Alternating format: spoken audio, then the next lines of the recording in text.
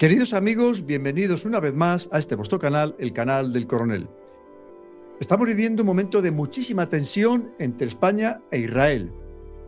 Recientemente, el primer ministro israelí, Benjamín Netanyahu, ha amenazado a España. No sabemos exactamente qué es lo que nos va a hacer, porque no ha amenazado al gobierno de España, no ha amenazado a Pedro Sánchez, ha amenazado a toda España.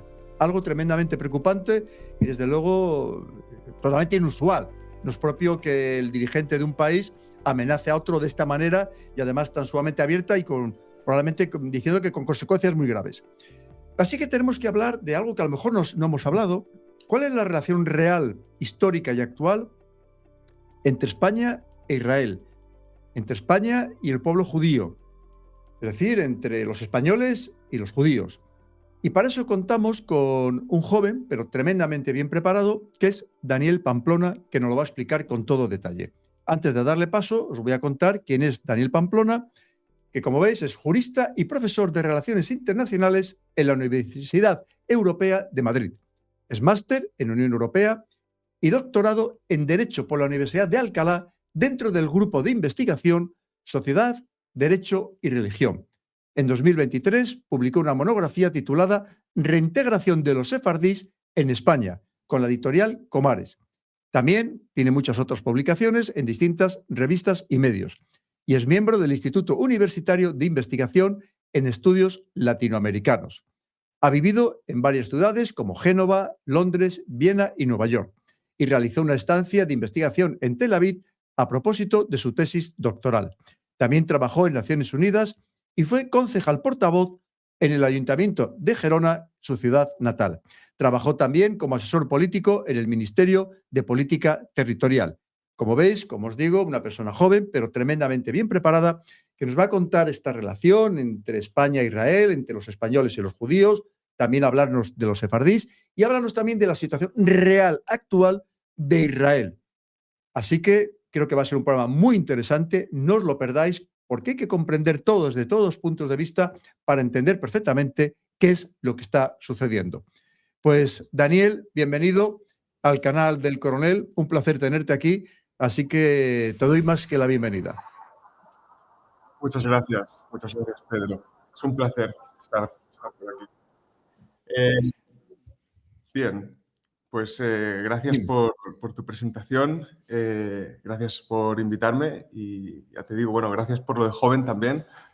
Van pasando los años, pero bueno. Bueno, tú ya sabes que tenemos la costumbre de que a todo el que tiene 10 años menos que nosotros le llamamos incluso chico o muchacho o por supuesto joven, ¿no? Así que comparado conmigo eres tremendamente joven. Seguro que eres más joven que alguno de mis hijos mayores.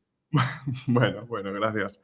Pues sí, en efecto, como comentabas, yo creo que este asunto, las relaciones entre España y en general el mundo judío,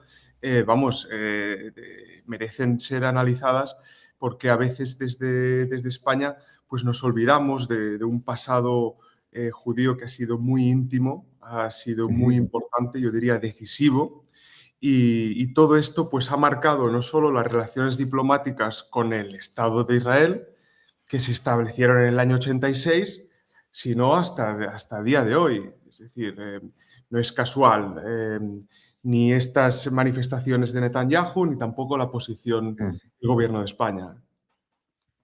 Pues mira, podemos empezar. Tú eres de las personas que crees que hay pocos españoles que a lo mejor no tengan alguna sangre judía dentro de ellos, ¿no? Porque en cualquier ciudad, incluso, hombre, sí, están las ciudades que todos conocemos, como Toledo, con su gran judería, pero en cualquier ciudad hay una judería o hay algún resto de alguna pequeña judería. Por ejemplo, Sí. en León Capital, donde yo soy, allí todavía hay restos precisamente de esa judería. No es, evidentemente, no es Toledo, pero lo hay, ¿verdad? Y con lo cual tú crees que a lo mejor muchos de los españoles tenemos también sangre judía. Y que probablemente a lo mejor muchos de los apellidos, por ejemplo, los apellidos muy toponímicos, probablemente vengan también de procedencia judía. Sí, es probable. A ver, es muy difícil ahora mismo, evidentemente, digamos, tasar qué tanto por cien de sangre judía tenemos. Bueno, no queremos entrar tampoco en esas cuestiones, pero en efecto, Pedro, yo considero, después de estos años de estudio, que es muy difícil que alguien en España no tenga sangre judía. Y esto lo es por varios factores. Primero de todo porque los judíos estaban muy inmersos en la sociedad, tanto en la sociedad cristiana, generalmente pues, en el norte de la península, como en la sociedad musulmana, primero árabe, luego la sociedad mora. Cuando hablamos de moros, no peyorativamente, es decir, en el histórico se han llamado siempre moros, es decir, no lo digo con el componente peyorativo. Por supuesto. Entonces, en ese caso, pues el mismo Maimónides, por ejemplo, era judío y hablaba árabe, ¿no? Y en el norte, pues por ejemplo, ya que propones hablar de León, Moisés de León, que es en realidad el promotor de la Cábala, Cábala que luego, a ver, se desarrollará ampliamente en el sur de Francia, en mi ciudad natal, en Girona, será muy importante también. Entonces, todas estas figuras son ciertamente bastante desconocidas hoy en día entre el público general de España, ¿no? Lo que sucedió es que, digamos, en 1492, que es el momento más importante y que todo el mundo conoce, ya viene de una herencia de 100 años de persecuciones, que es 1391, donde hay conversiones al cristianismo de forma masiva. Entonces, esta gente, digamos, esencialmente se quedó aquí. 1492 fue la expulsión de los judíos, pero no de los conversos, que ya llevaban un siglo convirtiéndose y, por tanto, diluyéndose en esta sociedad de cristianos viejos, como se llamaron, porque contraparte eran los cristianos nuevos, es decir, descendientes de conversos. Entonces, en efecto, esto evidentemente ha tratado de ser silenciado o se ha omitido por parte de la Iglesia, pues porque ha tenido el interés de generar una unión religiosa. Y bueno, digamos, la Inquisición es un claro ejemplo de ello, ¿no? Yo también estoy de acuerdo, de todos modos, porque no es incompatible en la cuestión de que ahora se está revisionando la cuestión de la Inquisición, su papel, ya sabes, lo de la leyenda negra, pues no puedo estar más de acuerdo. Es decir, en Inglaterra se expulsaron a los judíos en el siglo XIII y en Alemania y se quemaron mujeres hasta muy tardíamente. Entonces, la Inquisición no fue tan agresiva como se plantea, es verdad. Sin embargo, también es cierto que se perseguía, digamos, de un modo continuo, de un modo de delatar entre vecinos al que hacía esas prácticas judías o no. Y todo esto quedó en el imaginario español. Julio Caro Baroja, que es el sobrino de Pío Baroja, ¿no? Fue un gran historiador. En los 60 escribió 3 tomos sobre los judíos en España. Y después de 3 tomos llega a la conclusión de que en España todavía hemos mantenido ese carácter converso o judeoconverso, ¿no? De delatar al vecino, digamos, espiar o tratar. Y bueno, y eso en el fondo yo creo que trasciende hasta nuestros días y algo de eso nos ha quedado, ¿no? Entonces, yo creo que se ha olvidado mucho el pasado judío de España y en efecto, digamos, a partir del siglo XIX, finales, hay un revisionismo histórico en el que, pues bueno, muchos académicos están tratando de ofrecer tesis que son fácticas y muy realistas sobre este asunto, ¿no? Muy interesante. De hecho, la relación de Sefarad, ¿no? Sefarad, que es España, ¿verdad? Que sigue siendo un nombre emblemático dentro del mundo judío. Claro, claro, claro. Sefarad es, digamos, un concepto bíblico que se refiere a la península ibérica. Sin embargo, los sefardíes son los judíos expulsados de España en 1492, pero, digamos, no los confundamos con lo que llamamos hispanojudíos, que eran todos aquellos españoles, evidentemente no de pasaporte, porque en aquel tiempo no había pasaportes ni documentos y además dependían jurídicamente del rey, pero hispanojudíos son los españoles que vivieron aquí remotamente, por lo menos desde los tiempos romanos, ¿no? Entonces, a partir de 1492, los que se van, que seguramente serían los menos, y se van pues, al Imperio Otomano, donde son muy bien recibidos. El Imperio Otomano siempre se ha caracterizado por una diversidad y pluralidad religiosa. Se van al Imperio de Marruecos, a Marruecos. Otros cruzan a Portugal y luego vuelven a ser expulsados de Portugal o convertidos, forzados a la conversión. Y otros acaban pues, en ciudades como Ámsterdam, como Baruch Spinoza, el filósofo. Otros acaban en Londres.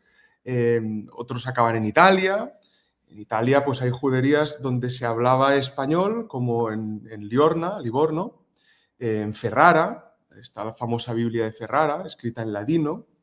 El ladino es el judeo español que se habla pues, en todos estos lugares, ¿no? Con lo cual, estas comunidades, estos judíos, mantienen su españolidad, por llamarlo de alguna manera, durante 400 y 500 años. Entonces, esto es lo curioso, que los españoles, desde España, nos olvidamos de estas comunidades y las redescubrimos pues, a mediados del siglo XIX, ¿no? Entonces, qué curioso. Pero fíjate, tú has dicho el término, por ejemplo, ladino. Sabes que aquí también es como peyorativo decir qué ladino eres, como qué artero, qué astuto, que una persona de poca confianza, ¿no? Eso ha quedado también en el subconsciente. Yo te voy a contar una anécdota. Cuando yo era pequeño, ya hacía muchos años que no iba a ver las Semanas Santas en León, como 20 años, fui por primera vez el año pasado, este año también lo he disfrutado.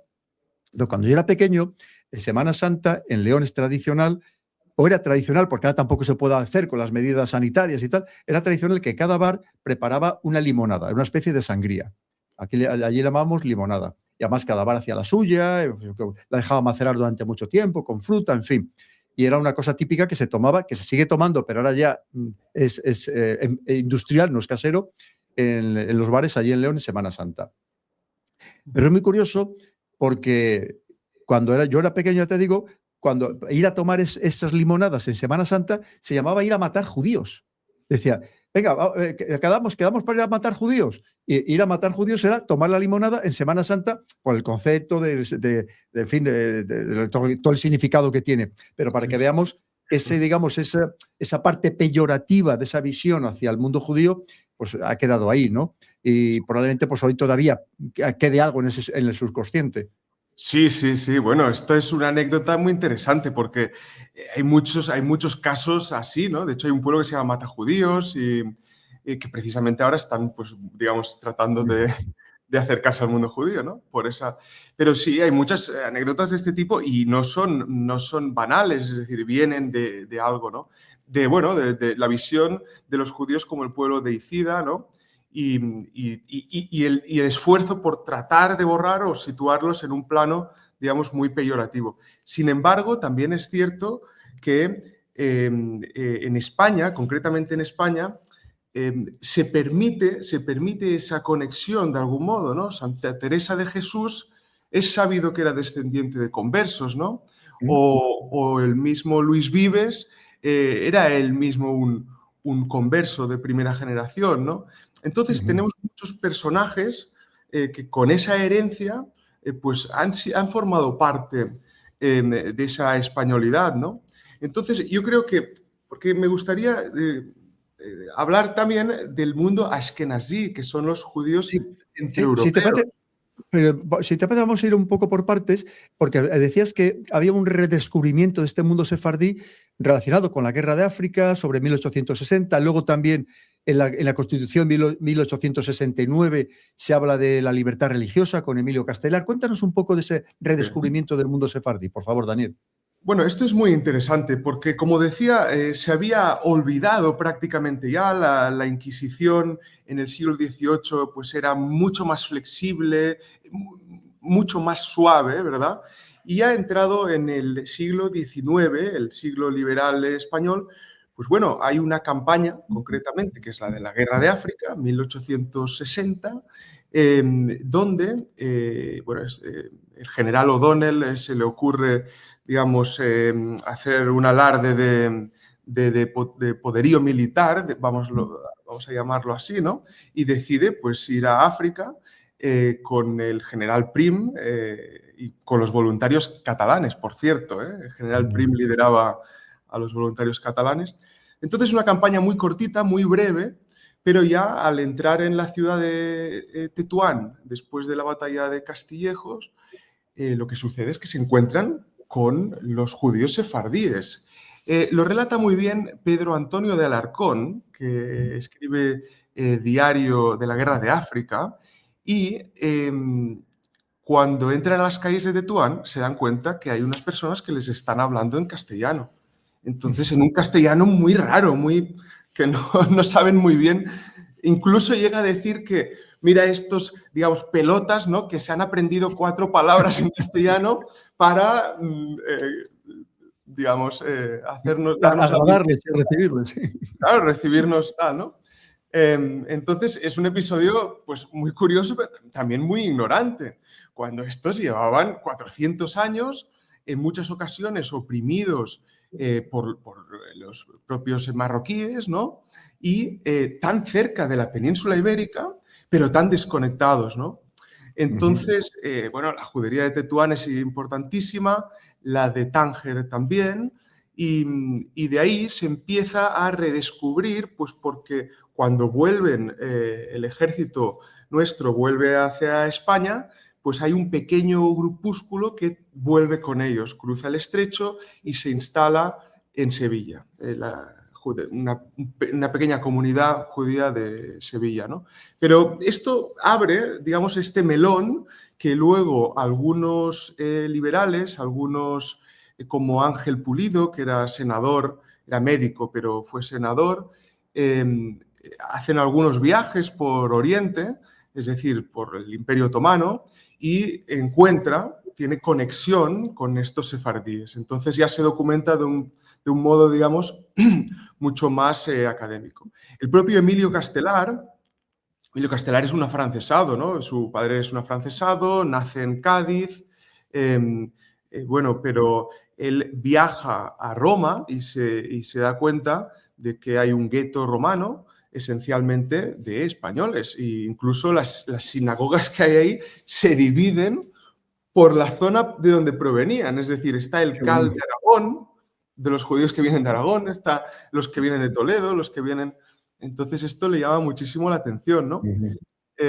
Y así se redescubre un poco que hay estos españoles dispersos por el mundo y que tienen... La diferencia es la religión. Porque otro punto importante, Pedro, es que, vamos a ver, en España ha habido un antijudaísmo clásico. Eso es innegable, pero no ha habido un antisemitismo, porque antisemitismo es un concepto muy posterior que se da en un contexto histórico muy concreto. Es decir, en el Imperio Ruso, las persecuciones de Odesa, finales del 19. Y de ahí vendrán todas las tesis que luego conocemos, el nazismo. Entonces, el concepto que hubo en España era una cuestión antijudía por la cuestión teológica, una lucha de religiones. Y eso lo valida el hecho de que los judíos se convertían, entonces, si lo hacían, digamos, sinceramente, y no eran aquello que se llamó marranos, es decir, una conversión fake, ¿verdad? Pues si lo hacían de ese modo, no había problema alguno, ¿no? De la cuestión étnica. ¿Y qué pasa luego en la Segunda República? ¿Esto se atrae a los sefardíes o ellos se sienten atraídos por esta república? Sí, la Segunda República es un momento muy... No porque sea, digamos, la cuestión política de Segunda República, porque la cuestión de los sefardíes trasciende bastante la cuestión política. Simplemente porque en esos momentos ya se había tratado bastante la cuestión de los sefardíes. En la Primera Guerra Mundial, con la desintegración del Imperio Otomano, muchas potencias europeas tratan de tener influencia en esos territorios. Francia e Inglaterra esencialmente. Francia incluso funda lo que se llama la Alianza Israelita Universal, que son una red de escuelas importantísima, tanto en el norte de África como en los Balcanes, en el Imperio Otomano, en Estambul, en Esmirna, donde había muchos españoles, judíos españoles me refiero, sefardíes, y entonces lo que hace es influenciarlos de que los afrancesan, les dan una educación francesa que les viene muy bien, salen de esas escuelas puramente judías religiosas, que son las Talmud Torah, que estaban anticuadísimas, entonces se crea un nuevo sefardí que habla pues tanto judeo-español como francés, como inglés, mucho más moderno, y de ahí viajan, ¿no? Los españoles, por tanto, perdemos esa oportunidad de atraerlos a nuestra esfera. Sin embargo, como decía, pues ya en la generación del 98 había muchos intelectuales que tenían el interés de atraer a estos judíos. Los querían atraer culturalmente y luego también pues porque nos podían servir a España como un punto, vamos a decir, como embajadores comerciales en aquellos territorios, ¿no? Pues no olvidemos que los sefardíes tenían una presencia absoluta en Salónica. O sea, en Salónica se hablaba el judío español y se descansaba en la ciudad de Salónica el sábado. O sea, era una cosa curiosísima. Pasa que aquello desapareció luego con la Segunda Guerra Mundial, porque fue una aniquilación total. Pero en la isla de Rodas, en Esmirna, en Estambul, en todos los Balcanes, en Sarajevo, en Sofía, en Bulgaria, digamos, hasta en Viena, ¿no? Llegó estos sefardíes. Y luego por la parte del imperio de Marruecos, pues lo mismo, o en todo el norte de África en general, ¿no? En el Cairo igual, pero en Marruecos especialmente. Y luego en puntos concretos de la geografía de Europa, pues como hemos dicho, Londres, Hamburgo, Ámsterdam, Praga, si la gente va a visitar el cementerio de Praga, es un cementerio sefardí, ¿no? Y también la cuestión de Latinoamérica, porque en los primeros viajes de Colón está bien documentado que habían muchos conversos que evidentemente trataban de irse de donde estaban perseguidos. Entonces allá se fundaron pues muchas ciudades como Medellín. Medellín es una ciudad que es, digamos, desde su fundación es absolutamente conversa, ¿no? Eso no quiere decir que hoy en día, pues bueno, pasado tanto tiempo, se hayan mezclado las cosas, pero en su génesis, totalmente, ¿no? O ciudades... Interesantísimo todo lo que estás contando, Daniel. Cosas que yo no tenía, vamos, ni idea. Además, algo sabía, pero no con ese detalle. Oye, ¿qué pasó en la época de Franco? ¿Franco utiliza políticamente a los sefardíes? Sí, totalmente. Bueno, como decíamos, vamos a ver, Segunda República es una atracción, un intento de atracción, incluso se trata de hacer en la Constitución un apunte para otorgar la nacionalidad masivamente a todos los sefardíes, como había hecho Francia en Argelia, como en algunos otros casos, pero esto no llega a buen puerto. Y luego inmediatamente pues viene el 36, la Guerra Civil y Franco. Franco era un gran conocedor de los sefardíes. Franco era un africanista. Entonces, cualquier militar africanista ha tenido relación con los sefardíes en el norte de África, ¿no? Incluso hay un episodio donde Franco se subleva y a través del que tiene allí, que es el coronel Juan Beiveder, ¿verdad?, que es el encargado de los asuntos de África,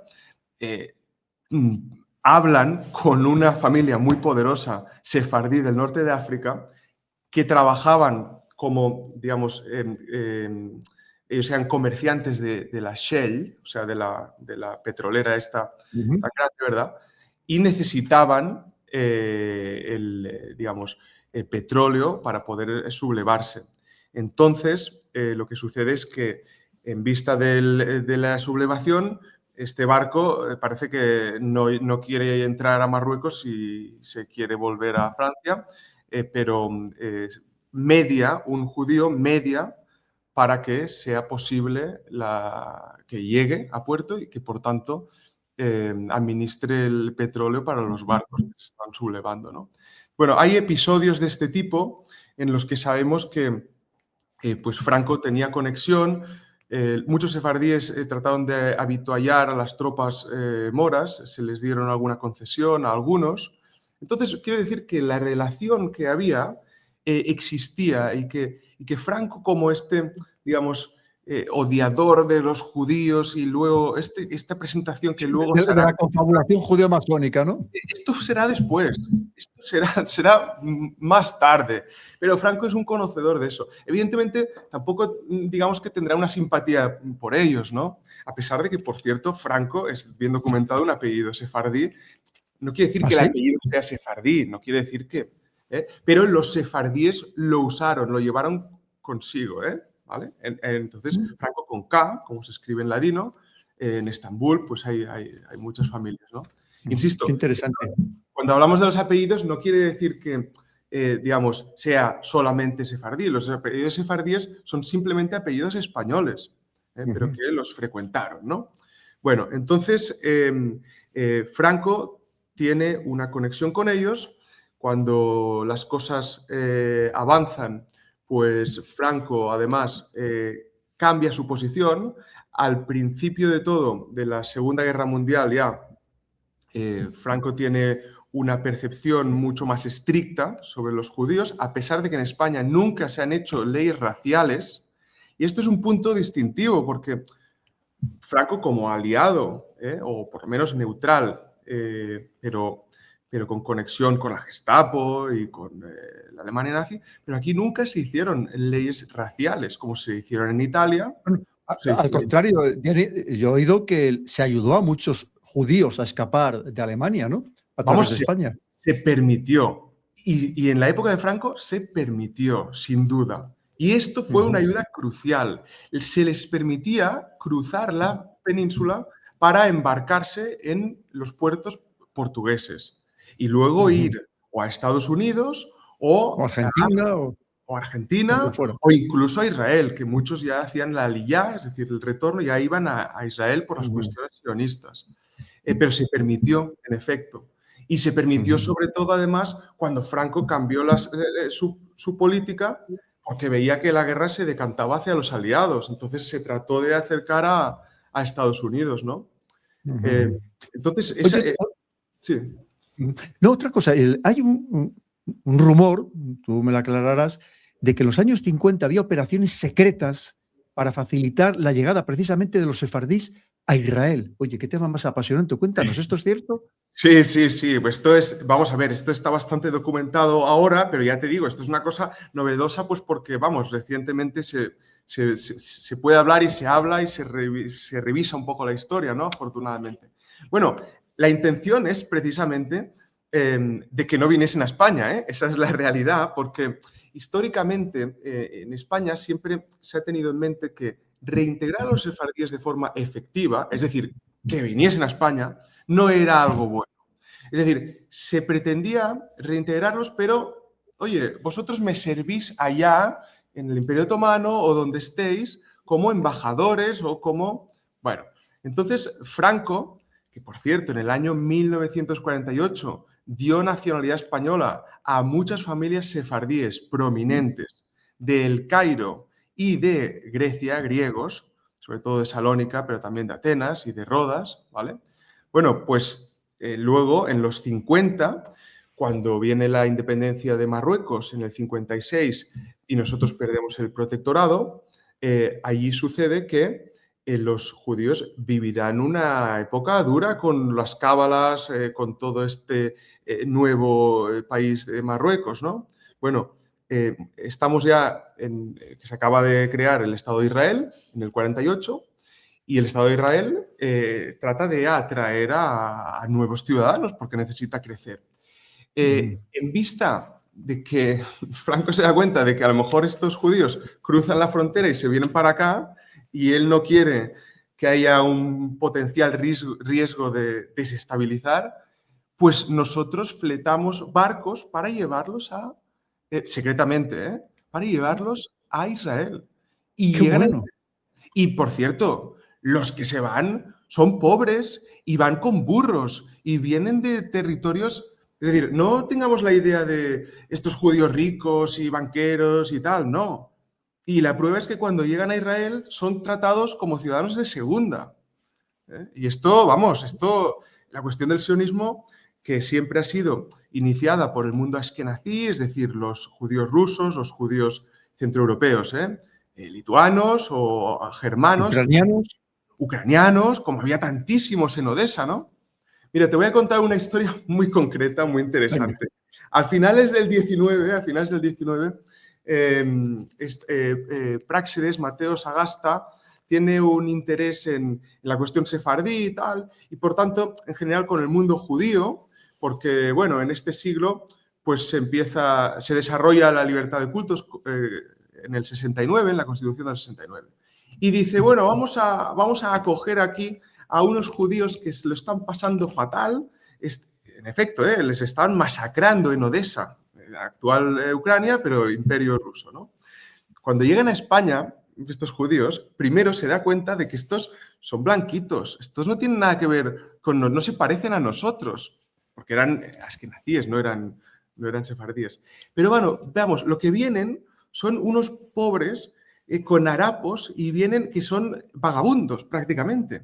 Estaban masacrados en los shtetls, es decir, en aquellas ciudades, pequeñas comunidades agrícolas.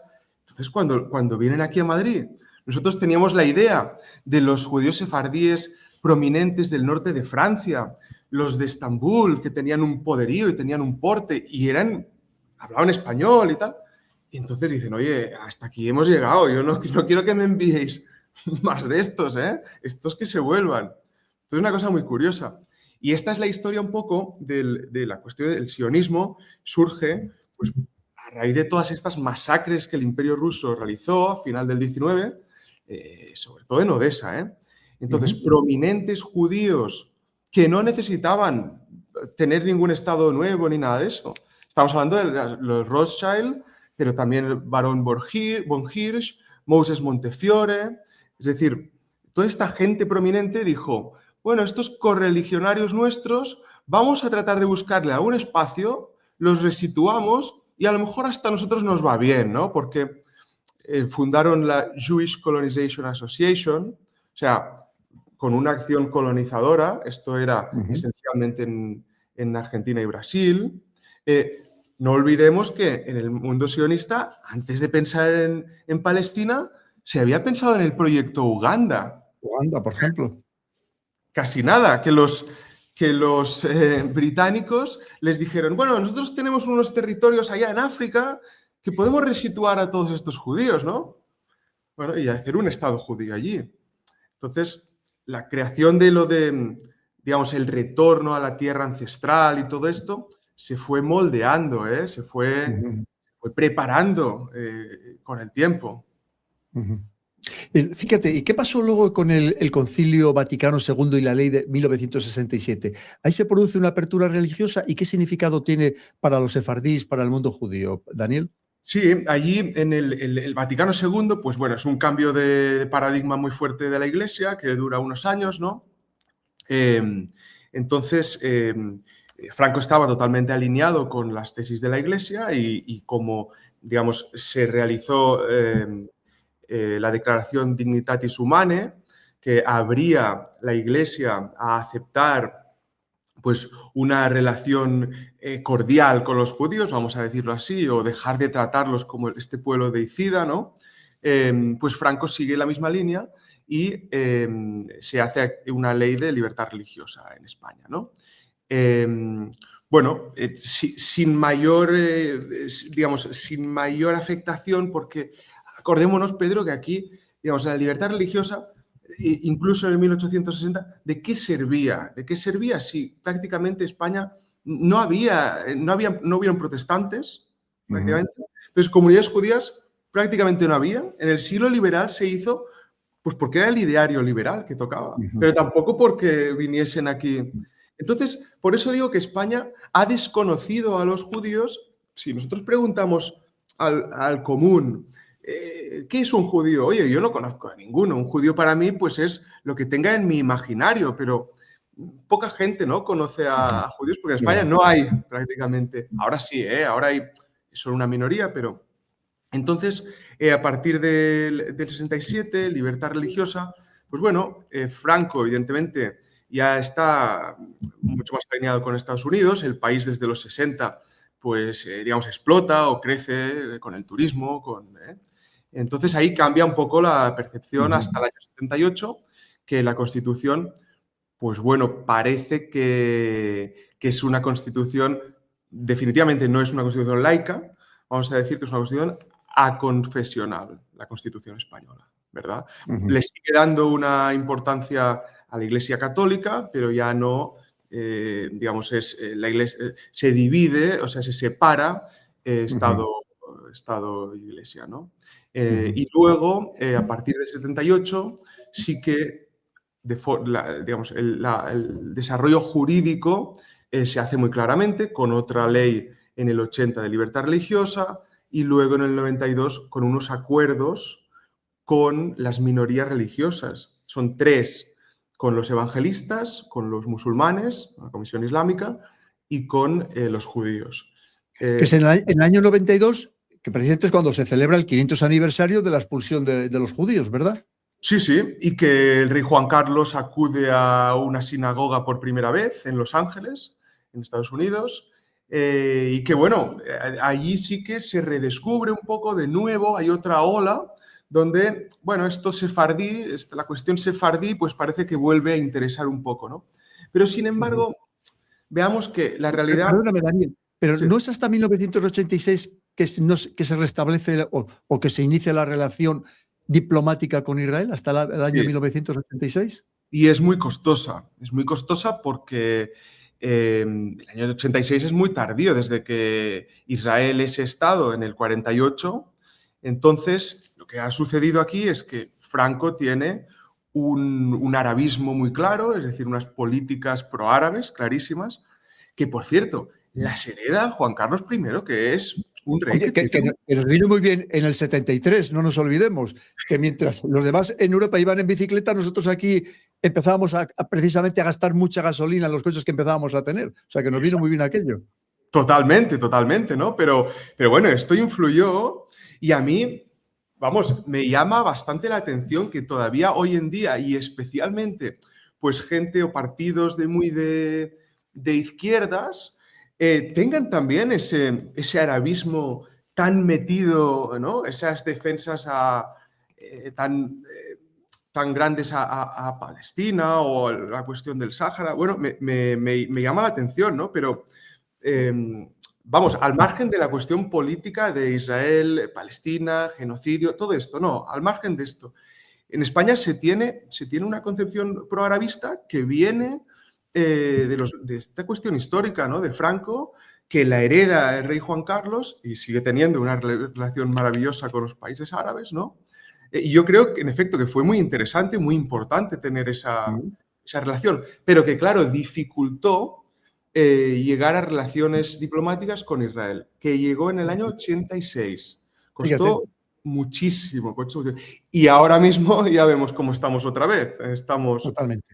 Sí. Oye, ¿y qué pasa con esta ley de la nacionalidad para sefardíes, que fue muy controvertida, o es muy controvertida? Es la ley 12-2015, si mal no recuerdo.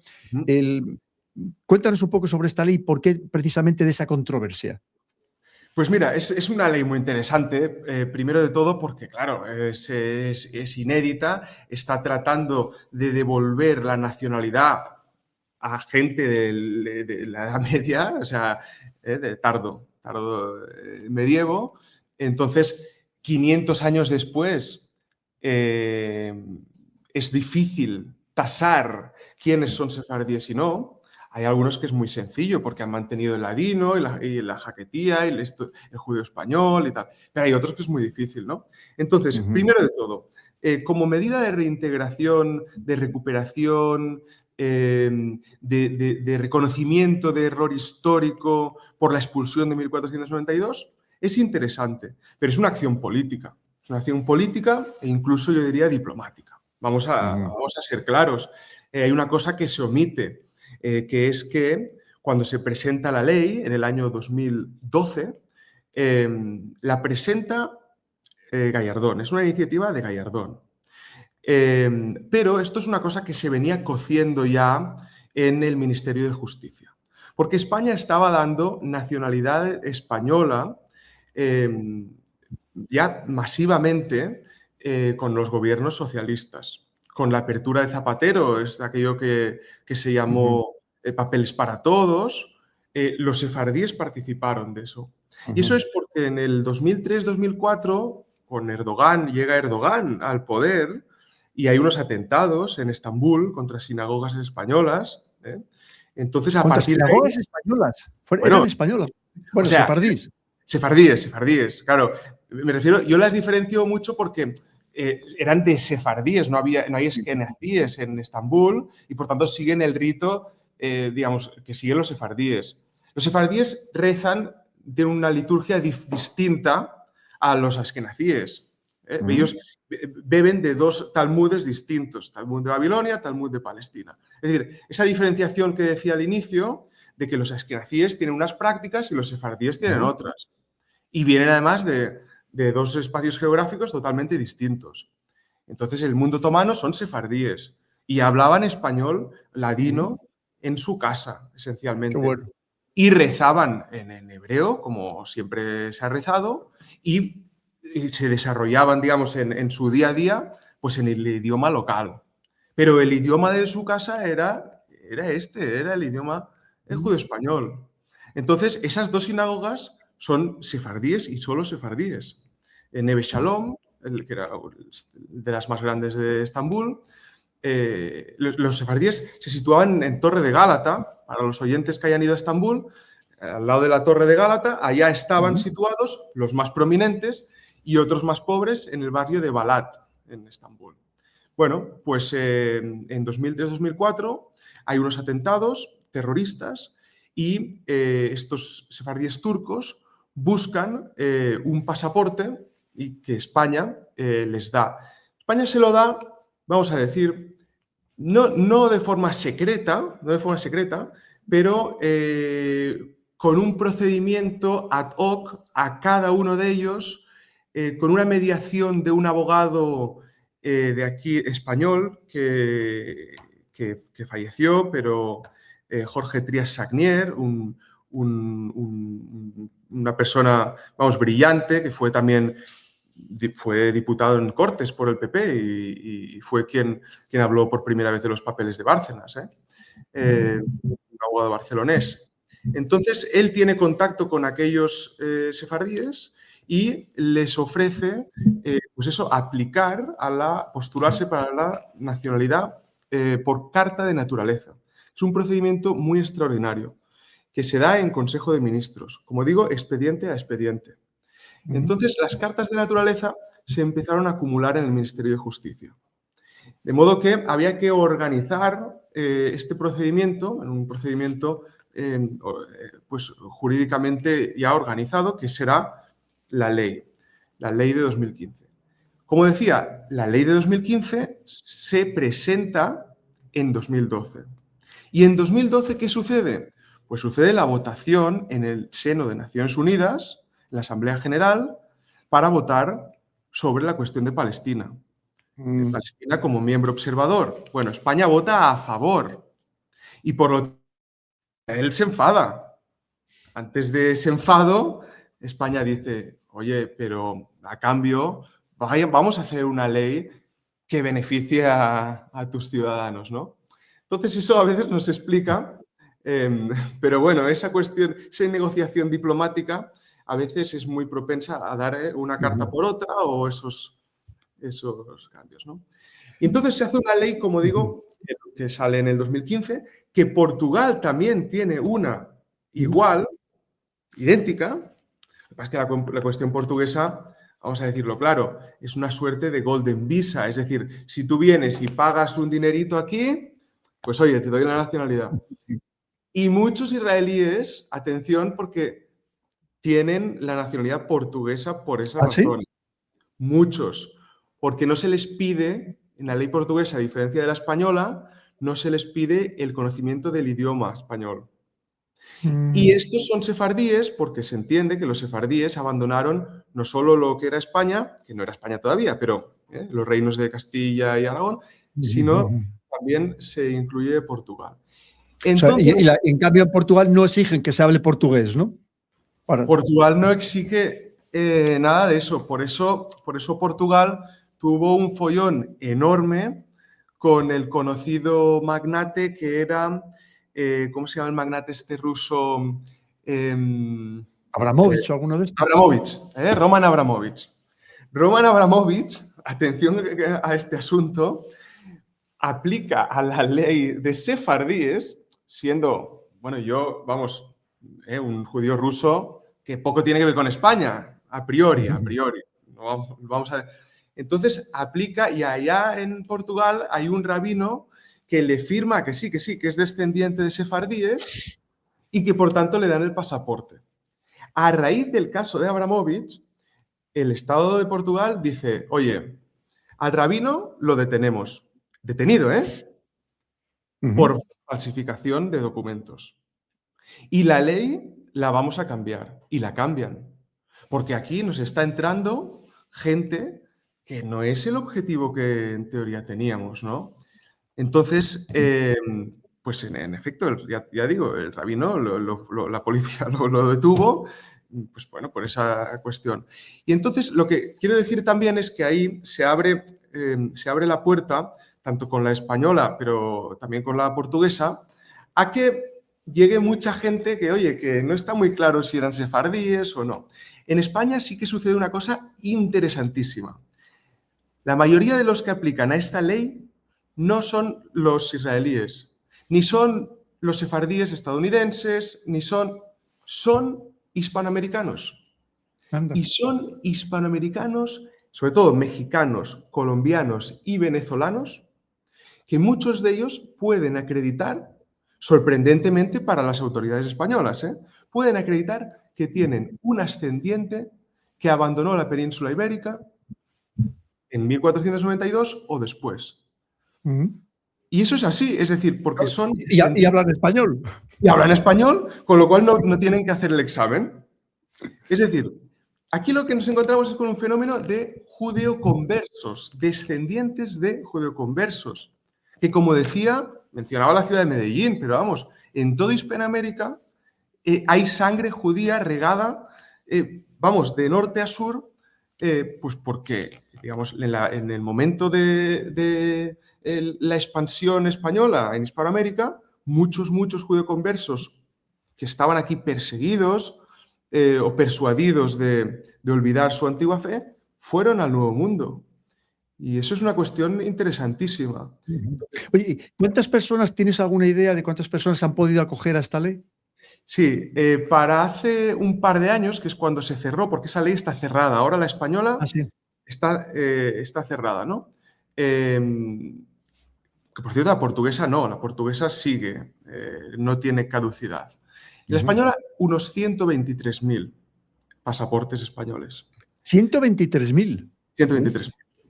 123.000, pero tenemos todavía la mitad de expedientes, más o menos, creo que un 53%, lo digo de memoria, pero por resolver.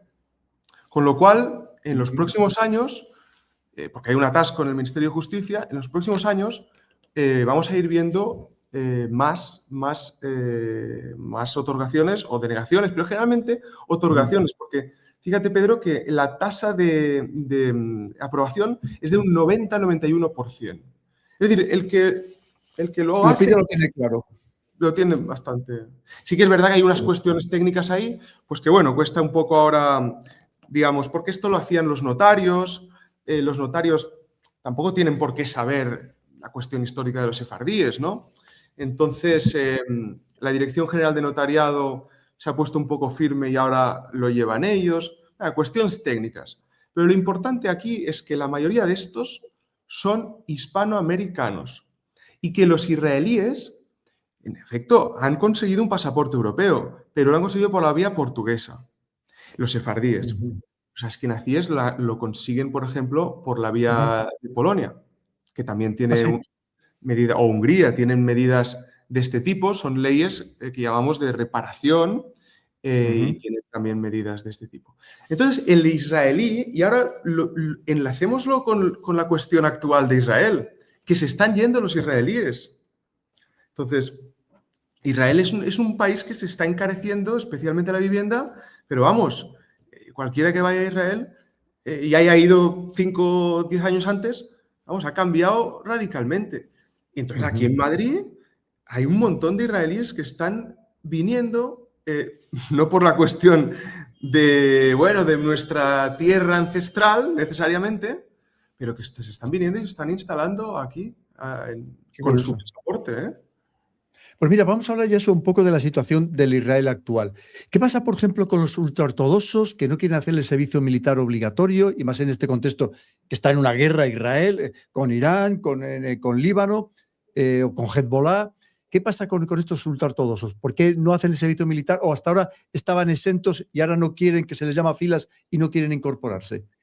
Sí, es que, a ver, tenemos la tendencia, cuando hablamos de Israel, pues desde un prisma exterior, pues bueno, evidentemente omitimos las cuestiones internas de Israel, pero Israel no van todos a una. Es decir, Israel es un país muy difícil porque es multiétnico, es multicultural. A Israel llegaron y siguen llegando gentes, judíos o no, de muchas partes del mundo.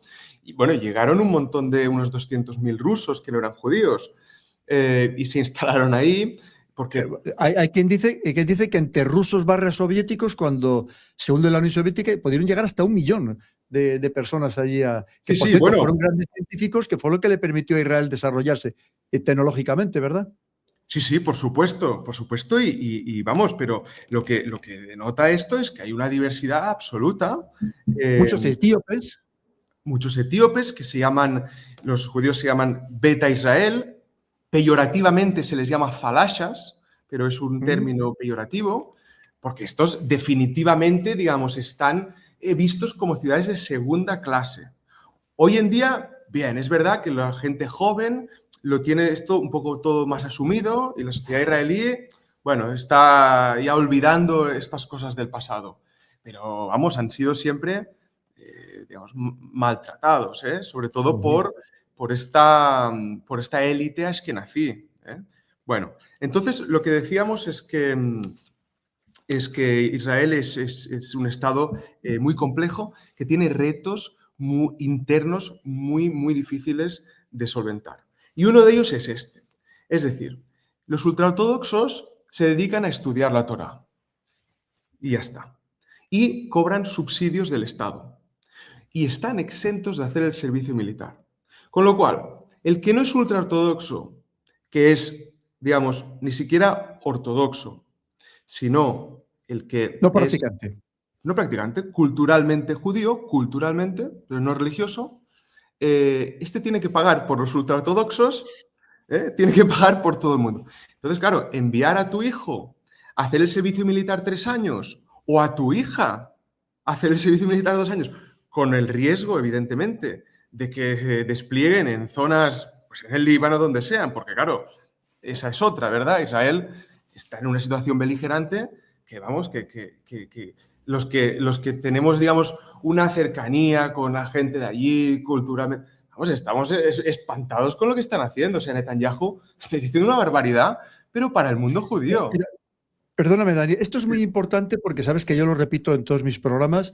Que critiquemos a Netanyahu y a su gobierno no significa ir ni contra Israel ni contra el pueblo judío. Sabes que lo repito todos los días porque aquí hay quien quiere confundirlo, quiere mezclarlo todo y no es así. Y lo mismo que el otro día, Netanyahu hizo unas declaraciones contra España amenazándonos y no las hizo contra Pedro Sánchez, las hizo contra toda España, y eso ahí sí que nos tenemos que rebotar todos los españoles, pero contra él, contra el gobierno Netanyahu. Esto no va ni contra Israel ni contra los judíos. Eso has hecho muy bien en decirlo, Daniel, porque yo no me canso de repetirlo todos los días. Hay que dejarlo perfectamente claro. No, lo sé, te oigo, te escucho y no puedo estar más de acuerdo. Es que este matiz, vamos, es vital. Es vital, es importantísimo. Entonces, y como muy bien dices, Netanyahu luego ataca a España. O sea, eso, no ataca a Pedro Sánchez o al gobierno español, ataca a España, que es diferente. Exactamente. Entonces, bueno, Netanyahu, bueno, es un tipo muy hábil políticamente. Netanyahu, vamos, lleva mucha mili ya, está desde los años 90. Entonces, lo que pasa, por cierto, como curiosidad, su padre era un gran historiador de la Inquisición, conoce muy bien el padre, Benzion Netanyahu, un gran historiador, a pesar de que polaco, pero conocía muy bien la Inquisición. Entonces, bueno... Pues, se llama Milosevsky, se llama, ¿no? Claro. Estos, digamos, pues, bueno, esto volvamos un poco al tema de los askenazíes, que vamos a ver, en Israel la gente se hebreiza el nombre. Se cambia el nombre, se cambia. Y ahora me voy a llamar, pues yo qué sé, una cosa que parezca muy hebrea. Pero esto, digamos, es una ficción. Vamos, tampoco... O sea, y esto lo comentas muchas veces, la cuestión de los házaros y estas cosas. Bueno, es que, vamos a ver, voy a tratar de ser ahora un poco menos académico, pero una realidad que a lo mejor al oyente le parece interesante. Yo lo que veo es que los judíos rusos se parecen mucho a los rusos y los judíos etíopes se parecen mucho a los etíopes y los judíos españoles no los vas a diferenciar de los españoles. Entonces, ¿qué trato de decir?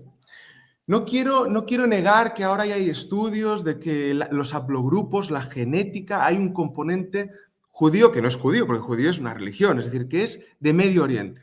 Bueno, y también vinieron los fenicios a España, que son de Medio Oriente. Y también, bueno. Entonces, sin negar que ellos quieran decir que hay un común, también hay estudios que se hicieron en la Universidad de Mallorca a raíz de los suetas, luego salió otro estudio que decían que los judíos iraníes eran exactamente igual genéticamente que los iraníes. Entonces, a ver, lo que dices es que la familia de Netanyahu, que son Milejkovski, ¿no? Ahora, Sí. apellido polaco, pues como tantos, cuando hicieron Aliyá o cuando llegaron a Palestina, pues se cambiaron los nombres y ya está. Y esto, españoles y latinoamericanos, es decir, mundo hispano, acordémonos que es, digamos, eliminar una parte cultural de los judíos españoles, de los sefardíes que mantuvieron esos 500 años. Eso sí que lo tenemos que tener nosotros en cuenta porque nos afecta. Están borrando una parte muy importante de la historia que se ha mantenido 500 años. Porque el sionismo, como buen nacionalismo, trata de borrar esa huella previa. Y cuando llegas a Israel, tienes que hablar el hebreo moderno, que es una cuestión. El hebreo es una cuestión sionista, ¿eh? El hebreo moderno se recupera por Ben Yehuda, un judío lituano, en el marco del sionismo. Entonces, se borra, ahora ya las familias pues ya no hablan español y hablan el hebreo moderno. Digo hebreo moderno porque, pues, por contraponerlo al hebreo antiguo, que no tiene consonantes y tal, ¿no? Bueno, entonces... Claro, lo que hablamos de los ultraortodoxos, el problema es que al principio eran muy pocos y por eso se les dejaba al margen, se les mantenía, pero como encima son los que más hijos tienen, con una diferencia brutal demográfica, mientras sí, el israelí medio, por así decirlo, no tiene hijos, como está pasando en España o en Europa, resulta que ellos tienen muchísimos hijos y se están apoderando del país, pero teniendo ventajas o privilegios con respecto a los demás, que encima les tienen que mantener, ¿no? Y con políticas muy extremas en el Knesset, en el Parlamento israelí, con Netanyahu, al pactar con ellos, tiene una dependencia fuerte y por tanto les tiene que permitir digamos, estas prerrogativas de no ir al ejército, por ejemplo, ¿no? O, por ejemplo, otra cuestión, en Israel uno no se puede casar civilmente, se debe de casar necesariamente por el rito religioso. Entonces, esto afecta mucho porque acuérdate que Tel Aviv es una ciudad muy moderna, muy abierta, con una comunidad gay, homosexual muy importante en Tel Aviv. ¿Es verdad? O sea, eso tampoco lo tenemos que olvidar, que Israel es... De hecho, es de las marchas del orgullo gay creo que más importantes del mundo, ¿verdad? La de Tel Aviv. Por supuesto.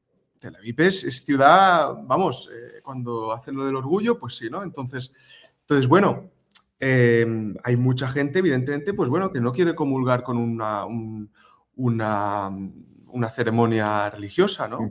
Y eso sigue siendo... Entonces lo que vemos es que el sionismo, que era en su génesis un movimiento no religioso, el propio Theodor Herzl, que escribe El Estado judío y que es como el precursor, no tenía mayor interés porque no había conocido en su infancia, digamos, la práctica religiosa, era un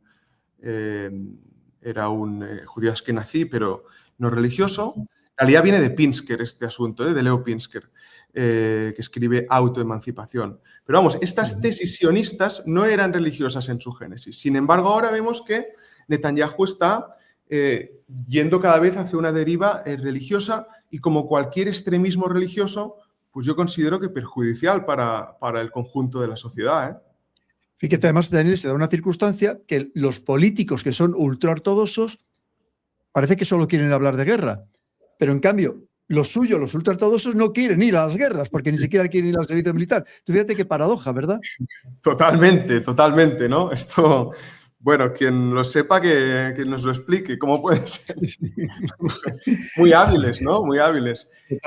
Oye, mira, ya si quieres para ir terminando, explícanos exactamente qué es el sionismo, porque todo el mundo habla de sionismo, pero hay mucha confusión, porque aquí ya también se mezcla el ser antisemita con ser anti-sionista. ¿Qué es el sionismo exactamente, Daniel?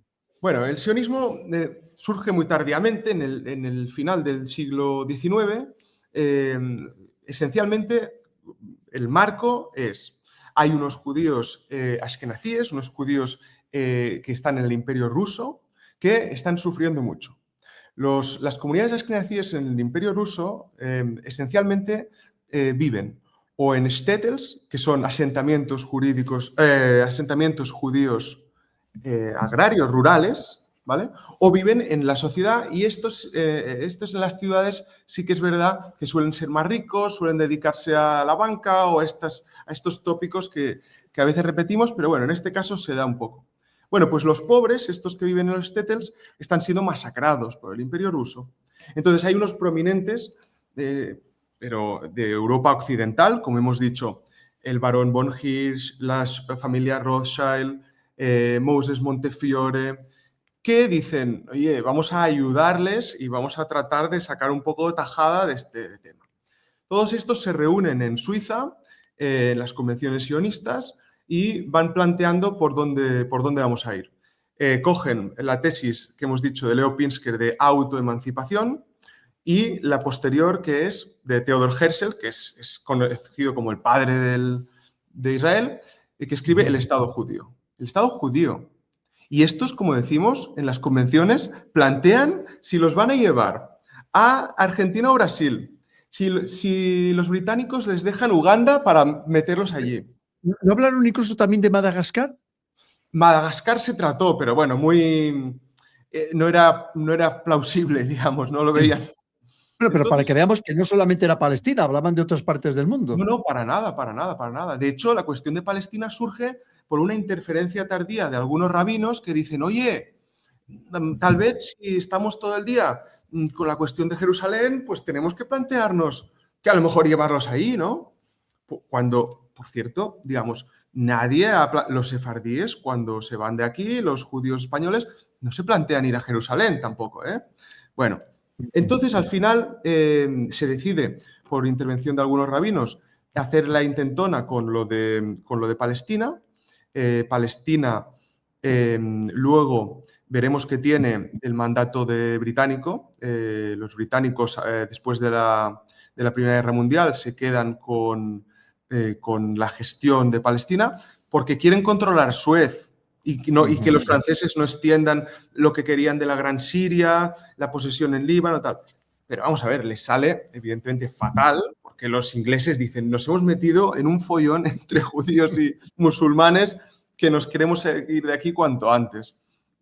Y se da la declaración Balfour en el 17, que es simplemente un intercambio de correspondencia entre un Rothschild y el representante de la Palestina británica, que le dice, oye, mira, este territorio puede ser vuestro si queréis. Y los judíos lo toman y dicen, venga, pues para allá que vamos. 60 familias fundan Tel Aviv, al lado de la ciudad bíblica de Yafo o Jaffa. Y bueno, y a partir de ahí, pues lo que conocemos, ¿no? Hasta el 48, que David Ben Gurión proclama el Estado de Israel y automáticamente la Primera Guerra árabe-israelí, ¿no? Entonces, pero la cuestión sionista, lo que hay que dejar muy claro es que perjudica al mundo sefardí, o sea, al mundo judío español. Porque, como cualquier nacionalismo, ya hemos dicho que, oiga, usted hable hebreo, no hable el ladino judío-español. Y todo aquello que usted ha mantenido 500 años en su casa, esto lo vamos a borrar. No solamente para los españoles, para los judíos árabes, para cualquiera, ¿no?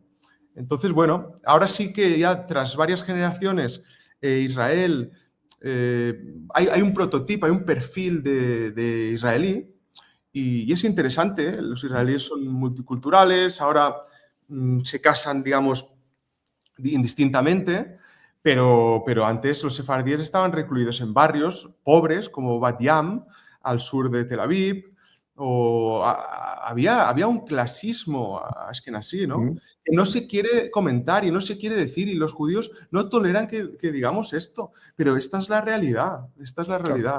hay que decirlo. Mm. Fíjate, ya para terminar, Daniel, que por cierto me ha encantado todo lo que has contado, te lo digo de verdad.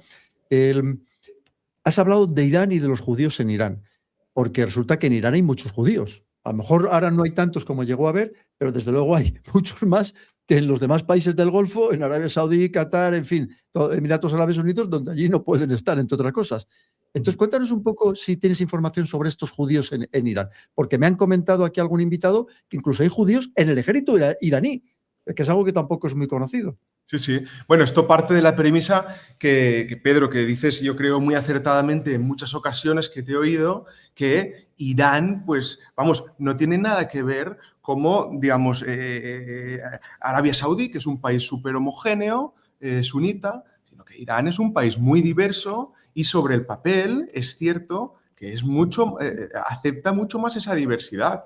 Entonces, aunque la comunidad judía sea pequeña y aunque es cierto que en la revolución de los ayatolás en el 79 la mayoría se fueron porque estaban perseguidos, eso, digamos, sobre el papel no tiene nada que ver con los países del Golfo, con Arabia Saudí, no tiene absolutamente nada que ver. Entonces, los judíos iraníes, los que se fueron a Israel, siguen manteniendo y siguen, porque no se fueron hace tanto, en el 79, siguen siendo iraníes y siguen comiendo sus comidas y siguen queriendo volver y esto cada vez pasa más. Y los judíos marroquíes también, cada vez les pasa más, que están en Israel y acordándose de nuestras generaciones, nuestras tradiciones y tal. Entonces, esto sigue sucediendo hoy en Israel y cada vez más hay, afortunadamente, chavales jóvenes que tratan de decir, oye, pues a mí me interesa de dónde vinieron mis abuelos, de dónde... Entonces, con la cuestión de Irán pasa exactamente lo mismo. Fue una salida, ya digo, no de hace mucho, y por mencionar el estudio este que comento, que es un estudio reputado de genética de la Universidad de Illes Balears, pues que su conclusión es que los judíos iraníes eran iraníes, genéticamente. Entonces, que la cuestión era únicamente religiosa. Entonces, todo ese componente de, no, es que los judíos somos absolutamente únicos, diferenciados del resto. Oye, yo tampoco me interesa que los judíos se asimilen si no quieren, no tienen por qué convertirse y tal. Pero si vamos a hablar un poco en libertad y con hechos fácticos, Claro.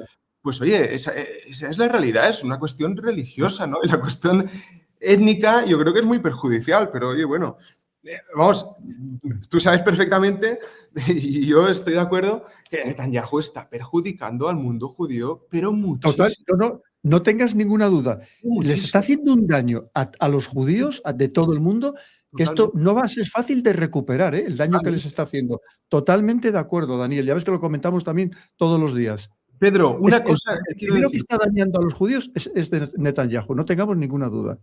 Totalmente. Y te quiero comentar una cosa concreta. Por favor. Nosotros, digamos, en el mundo académico, el CSIC de aquí de España organiza cada año una conferencia sobre estudios sefardíes, que es importantísima, que se hace con la Universidad de Tel Aviv y con la Universidad de Lisboa. Cada año sucede en una ciudad. La hemos cancelado los últimos años por esta cuestión. Y es muy triste decirlo, pero claro, las posiciones se han ido separando. Este año se vuelve a hacer en Tel Aviv. Yo particularmente, pues bueno, no voy a ir por cuestiones personales, pero es que digo sinceramente que cada vez uno tiene menos ganas de enfrentarse a esa realidad, ¿eh? Es verdad. Lo que está haciendo Totalmente de Netanyahu acuerdo. es atroz y es un grave error para el mundo judío. Y Totalmente. costará muchos años de que eso se supere, ¿eh? Creo que va a ser un trauma muy largo. Totalmente. Pues Daniel, he de decirte que además de ser una persona muy bien documentada, eres un gran comunicador. Así Bueno, que yo te lo agradezco enormemente y te pediría que cuando tengas otro tema así importante, que tú veas que esté candente, que tenga mucha repercusión mediática, pues hacemos otro programa con la temática que tú quieras, porque me ha encantado todo lo que nos has contado, de verdad. Cosas muy interesantes, algunas de ellas yo no tenía ni la más remota idea de los datos que has dado, y creo que personas como tú que nos ilustran, que nos iluminan precisamente para darnos esos datos tan importantes, son muy necesarias que vengan aquí al canal, no para mí, sino evidentemente para toda nuestra querida audiencia. Pues te lo agradezco enormemente, de verdad, Daniel. te lo Muy agradezco, te lo buen. agradezco a ti, Pedro. Creo que haces, bueno, yo te sigo, soy seguidor tuyo y por tanto, oye, muchísimas gracias por poner voz también pues a esas realidades que a veces no vemos en el media convencional, en las noticias y en los periódicos. O sea que gracias Totalmente. por tu canal. Pues muchísimas gracias. Un abrazo y estamos en contacto. Un Hasta abrazo. pronto. Gracias. Muchas gracias por tu apoyo al canal. Puedes suscribirte, pulsar la campana de notificaciones para estar al corriente de los próximos vídeos y de momento aquí te dejo un par de ellos que espero que te gusten y que sean de tu interés.